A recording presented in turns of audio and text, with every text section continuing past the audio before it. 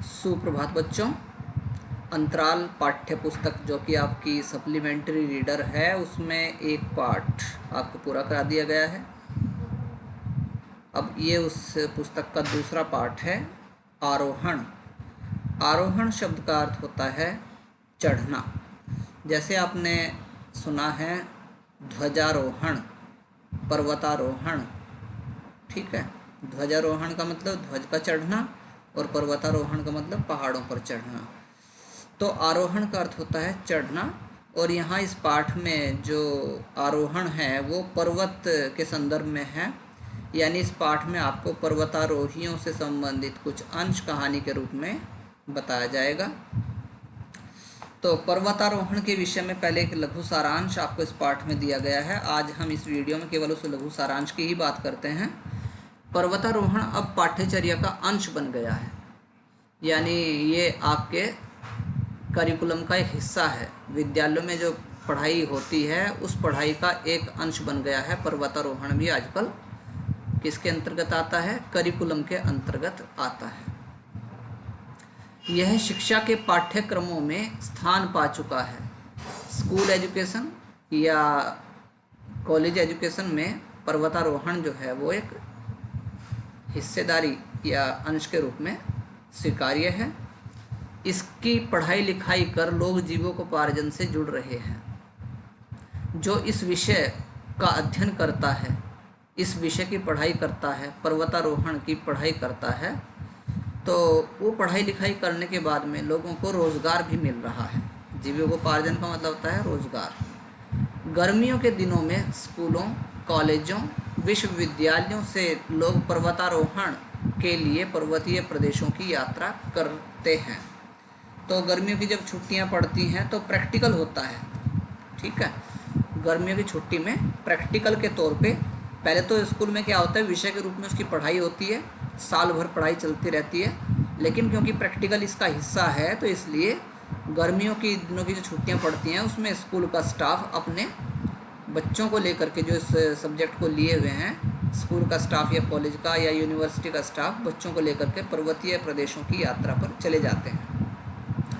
प्राय पर्वतीय प्रदेश के रहने वाले ही इसके लिए कोच का काम करते हैं और वहाँ से फिर गाइड हायर किया जाता है। उस जगह से गाइड को हायर किया जाता है और जो गाइड होता है वो उसी इलाके का रहने वाला होता है, क्योंकि उसको उस इलाके की पूरी तरह से जानकारी रहती है, इसलिए वह एक कोच का काम करता है। वहाँ पे वे बेहतर तरीके से गाइड कर सकते हैं, क्योंकि पर्वतारोहण उनकी दिनचर्या है, उनके दिनचर्या का हिस्सा बन चुकी है। उनका तो रोज़ का काम है पर्वतों पे चढ़ना उतरना। पर्वतारोहण के क्षेत्र में बछेंद्री पाल और संतोष यादव का नाम इतिहास में दर्ज हो चुका है। ये दो हमारे यहाँ की पर्वतारोही हैं, संतोष यादव और बछेंद्री पाल का नाम तो आपने खूब अच्छे से सुना होगा। संतोष यादव भी एक नाम है। तो बहुत ही नामचीन पर्वतारोही हैं, माउंटेनियर हैं। आरोहण जो कहानी है इसमें लेखक ने पर्वतारोहण की ज़रूरत और वर्तमान समय में उसकी उपयोगिता को रेखांकित किया है। तो पाठ के जो लेखक हैं वो आपको बताते हैं कि वर्तमान समय में पर्वतारोहण केवल एक पढ़ाई का ही हिस्सा नहीं है, बल्कि एक ज़रूरत की चीज़ बन गई है और यह अत्यंत उपयोगी है हमारे जीवन में। पर्वतीय प्रदेश के रहने वालों के जीवन संघर्ष तथा प्राकृतिक परिवेश से उनके संबंधों को चित्रित किया है। साथ ही साथ इस पाठ में पर्वतीय इलाकों में जो लोग रहते हैं उनकी दिनचर्या क्या है, उनका जीवन संघर्ष क्या है, उनको किन किन परेशानियों से रोज़ जूझना पड़ता है और उनके आसपास का जो वातावरण है, परिवेश है, वो कैसा है और अपने प्राकृतिक परिवेश के लिए उन लोगों का किस तरह का जुड़ाव है, किस तरह का संबंध है, उसको भी चित्रात्मक शैली में लेखक ने यहाँ पे प्रस्तुत किया है।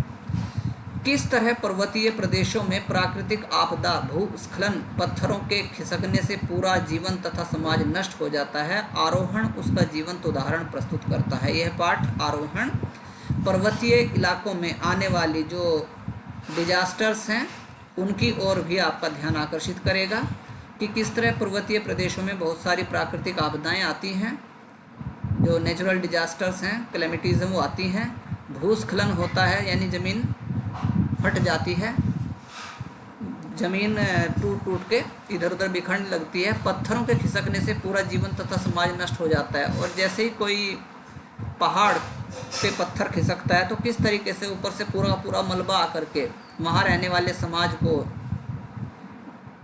पे पूरी तरह से फैल जाता है और किस तरह से लोगों की मौत तक हो जाती है, उसका जीवंत उदाहरण भी यहाँ ये पाठ आपको प्रस्तुत करता है। आरोहण उसका जीवंत उदाहरण प्रस्तुत करता है कि किस तरीके से जो पर्वत खिसकते हैं, पत्थर खिसकते हैं, तो उनके कारण पूरा का पूरा पहाड़ जो होता है वो लैंडस्लाइड की तरह बिखर जाता है और उस इलाके में जो रहने वाले लोग हैं या उनके जो जानवर हैं वो अचानक ही मृत्यु को प्राप्त हो जाते हैं। इसका खाका लेखक के द्वारा खींचा गया इस कहानी में। आरोहण पहाड़ी लोगों की दिनचर्या का भाग है।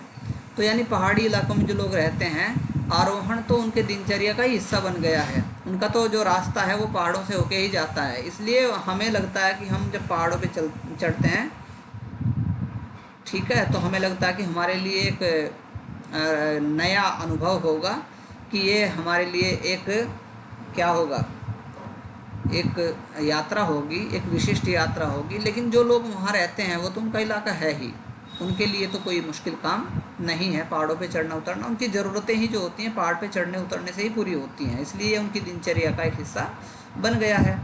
किंतु उन्हें आश्चर्य तब होता है जब यह पता चलता है कि वही आरोहण किसी को नौकरी भी दिला सकता है। उनको इस बात पे बड़ा आश्चर्य होता है कि जो हम करते हैं, रोज़ पर्वतारोहण करते रहते हैं अपनी ज़रूरत के लिए, लकड़ी के लिए, पानी के लिए, सब्जियां लाने के लिए, जो हम पहाड़ पे ऊपर चढ़ते हैं, नीचे उतरते हैं, बहुत दूर दूर तक हम पहाड़ों में भटकते फिरते हैं, जब उनको ये पता लगता है कि यह जो है ना आजकल ये आदमी को नौकरी भी दिला सकता है, तो उनको इस बात पे बड़ा आश्चर्य होता है कि ऐसा भी है, अरे इसमें कौन सी पढ़ाई करनी होगी पर्वतारोहण में, ये तो हम रोज़ करते हैं। तो उनको इस चीज़ से आश्चर्य होता है कि ये अब हमें नौकरी भी दिला सकता है। इस कहानी के माध्यम से लेखक ने पर्वतीय प्रदेश की बारीकियों, उनके जीवन के सूक्ष्म अनुभवों, परंपराओं, रीति रिवाजों, उनके संघर्षों, यातनाओं को संजीदगी के साथ रचा है। तो इस कहानी में लेखक ने जो विषय लिया है वो पर्वतीय प्रदेश को उसने बारीकी से अध्ययन किया है, उनके जीवन के सूक्ष्म अनुभवों को उसने ग्रहण किया है कि उन लोगों के जीवन के अनुभव क्या हैं, परंपराओं, रीति रिवाजों, उनके संघर्षों, यातनाओं को संजीदगी के साथ रचा है। उन्होंने वहाँ पर्वतीय प्रदेश की जो परंपराएं हैं, जो कल्चर है, जो वहाँ की कस्टम्स हैं, जो उन लोगों के स्ट्रगल्स हैं, संघर्ष हैं, उनके जीवन में आने वाली जो परेशानियाँ हैं, उन सब को बहुत ही गंभीरतापूर्वक उन्होंने इस पाठ में प्रस्तुत किया है।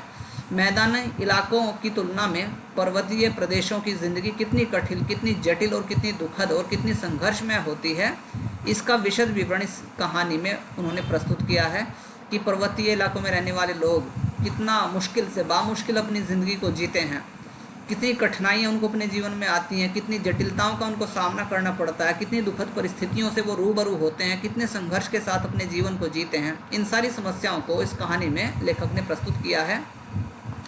संजीव, अब बच्चों से जो पाठ का लेखक है उसका नाम भी क्या है, संजीव, और मेरा नाम भी आपको पता ही होगा क्या है। तो संजीव की भाषा शैली रोचक है, बहुत ही इंटरेस्टिंग उनकी भाषा शैली है, उनकी जो लिखने की शैली है, उनकी लैंग्वेज की जो शैली है, जो स्टाइल है, वो अपने आप में बहुत ही इंटरेस्टिंग है, रुचिकर है, रोचक है। आंचलिक शब्दों, वाक्यों और पर्वतीय प्रदेशों की बोलियों के जो शब्द एवं मुहावरे इस पाठ में आए हैं, इस पाठ में बहुत सारे मुहावरे आए हैं, बहुत सारे वाक्य आए हैं, बहुत सारे जो वहाँ की डायलेक्ट हैं, डायलेक्ट कहते हैं लोकल लैंग्वेज को, पर्वतीय प्रदेश में बोले जाने वाली जो स्थानीय भाषा है उसके जो शब्द आए हैं, आंचलिक शब्दों का एक समूह इसमें आया है, वाक्य विन्यास यानी सिंटैक्स ऑफ सेंटेंसेस जो आया है, और जो मुहावरे इडियम्स आए हैं, इडियम्स भी आए हैं, इस पाठ में आए हैं, वे कथानक को बांधने में सफल हुए हैं। पूरी तरह से इस कहानी की स्टोरी को वो बांध के चलते हैं। पाठक का ध्यान भी उन्हीं प्रसंगों की ओर बार बार जाता है और पाठक भी बड़े ध्यान से उन प्रसंगों को सुनता समझता है जिनमें लोक भाषा प्रमुख है। कहानी में ये शब्द संरचनात्मक भूमिका में हैं, इनसे कहानी को पढ़ने समझने में मदद मिलती है। तो साथ ही साथ आपको एक लाभ भी होगा कि लोक भाषा, जो पर्वतीय लोक भाषा है, उस भाषा को समझाने में भी ये पाठ आपको बहुत ज़्यादा मदद करेगा। कहानी में ये शब्द संरचनात्मक भूमिका में है। कंस्ट्रक्टिव स्टेज में आपको इन शब्दों को देखना होगा, इनसे कहानी को पढ़ने समझने में आपको मदद मिलेगी। तो इस तरह से इसका ये जो लघुसार है कहानी का वो पूरा हो जाता है। तो कल के वीडियो में आपको संजीव के द्वारा लिखित आरोहण कहानी को हम शुरू करेंगे। तो तब तक आप प्रतीक्षा करें और आपका जो आज का परीक्षा है आज की आपकी अंग्रेजी भाषा की, वो आपकी सुखद हो। बहुत बहुत धन्यवाद।